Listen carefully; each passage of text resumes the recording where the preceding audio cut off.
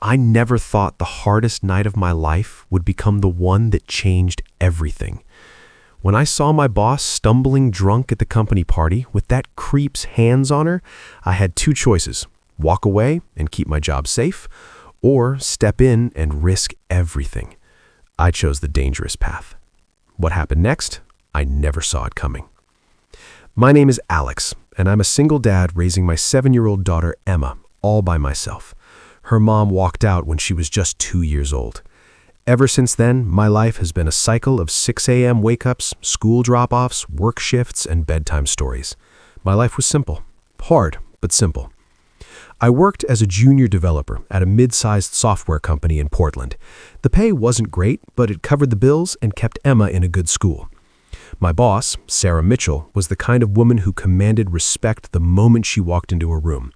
She was 35, brilliant, and ice-cold professional. Everyone in the office was terrified of her. She never smiled, never joked around, and definitely never got personal with anyone. But that Friday night changed everything. It was our company's annual party at some upscale downtown venue. I didn't want to go. Emma was home, and I hated leaving her with anyone. But my colleague practically begged me to show up for at least an hour. "It looks bad if you're never at these things," she said. So I dropped Emma off at my neighbor, Mrs. Rodriguez's apartment, and headed to the party, planning to leave within the hour. The place was packed, music blaring, people drinking, the usual corporate celebration. I stood in the corner nursing a ginger ale, checking my watch every 5 minutes. That's when I saw her. Sarah was at the bar, alone, and she was drunk. Not tipsy, drunk. I'd never seen her like this. She was swaying slightly, her blazer rumpled, mascara smudged under her eyes. She looked lost. I watched as some guy from accounting approached her, Mark something. He was known around the office as a creep. He put his hand on her lower back and leaned in close, whispering something. Sarah tried to pull away, but she stumbled. My gut twisted. I didn't think, I just moved. "Hey, Sarah," I said loudly, walking up and gently stepping between them. "There you are. We need to talk about that project deadline, remember?" Mark glared at me. "We're in the middle of a conversation here, buddy." "Actually," I said firmly, looking him dead in the eye, "we're not. Sarah, let's get you some water." She looked at me with unfocused eyes, confused, but she nodded. Mark muttered something under his breath and walked away. I guided Sarah to a quiet corner and got her a bottle of water. "Alex?" she slurred, squinting at me. "What are you doing?" "Making sure you're okay. How much have you had to drink?" She laughed bitterly. "Too much. Way too much." Then her eyes filled with tears. "It's my wedding anniversary. Would have been 10 years today.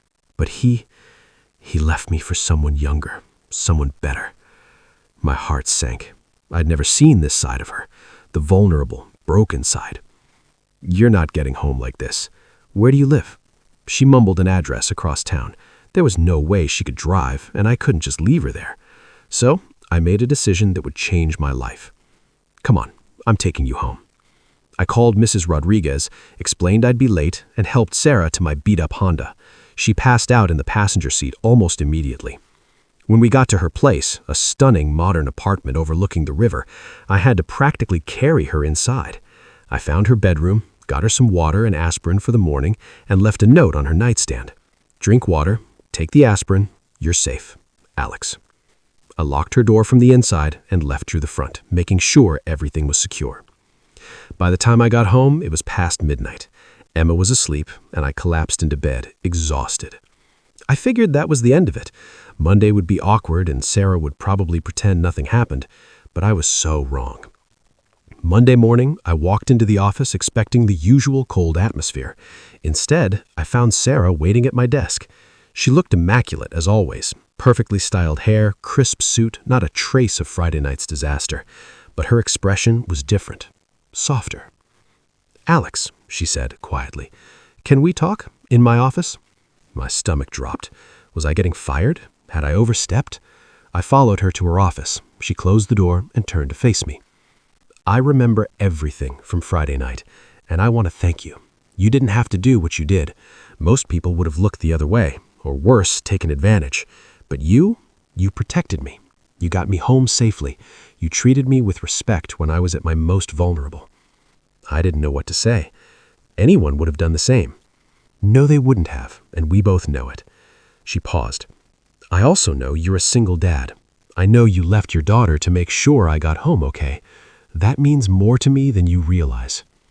It was the right thing to do, I said simply. She smiled, actually smiled. I want to do something for you. I'm promoting you to senior developer, effective immediately. 40% raise, better hours, more flexibility so you can be there for Emma. I nearly fell over. Sarah, I don't know what to say. Say yes, she said. You've been underpaid and underappreciated here for too long. I've been reviewing your work. You're brilliant, Alex. You deserve this. Over the next few months, everything changed. Sarah became not just my boss, but my mentor and friend. She started asking about Emma, even invited us both to her place for dinner one night.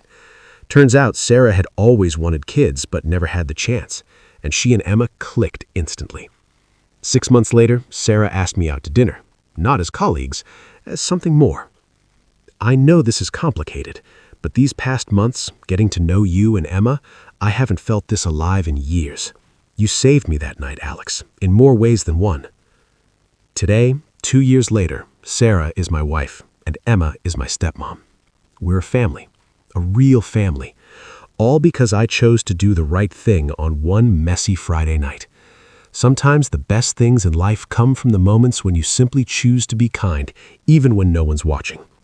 If this story touched your heart, please like and subscribe for more inspiring real-life stories that prove kindness always wins. Now, I want to hear from you. If you were in my position that night, would you have stepped in to help your boss or played it safe and walked away? Drop your honest answer in the comments below. Let's see how many of you would have done the same.